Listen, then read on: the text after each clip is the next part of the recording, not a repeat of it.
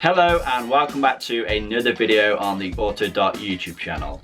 My name is George and today we're going to be talking about which engine oil should you choose for your car. Now before we get into the video, make sure you hit that subscribe button so you can keep up to date with all of the latest videos.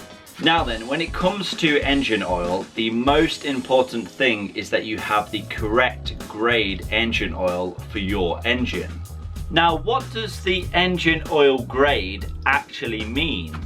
Now, let's say, for example, we have a 5W30 engine oil.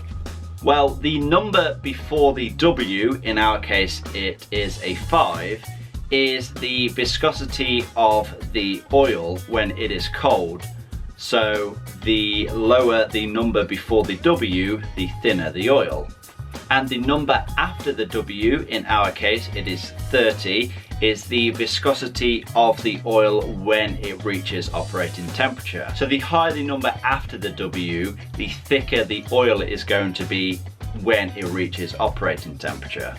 Now for the purpose of this video, we're just going to be talking about regular engines, but it is worth bearing in mind that the high powered performance engines, so your V8, your V10s, your V12 engines and so on, they do have tighter tolerances, so they need to have thicker oils with the added lubricating performance when it reaches operating temperature. So they will need a thicker oil essentially. But for our regular engines, like I said, if you live in a colder climate, you're probably going to need something like a 0W30 or a 5W30. And for example, if you live in a lot warmer climate, you might need something like a 10W40 or a 15W40. Now with all this being said, it is always still best to go with what your car manufacturer recommends for your climate. Now to be honest, oil brands don't really matter that much, but the oil grade and also the oil specification does matter.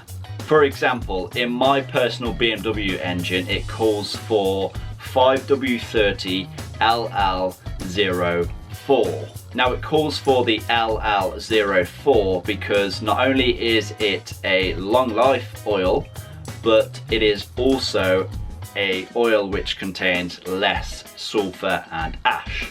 So it's also very important to make sure that you have the correct grade and also the specification. You don't just want to go off the grade alone, although it is the most important factor.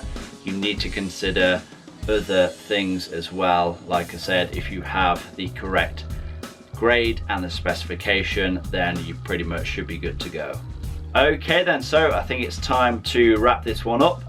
I hope you have learned something today. I hope you've enjoyed this video. Remember to give it a like if you have. Leave a comment down below, subscribe if you have not already done so, and I will see you next time.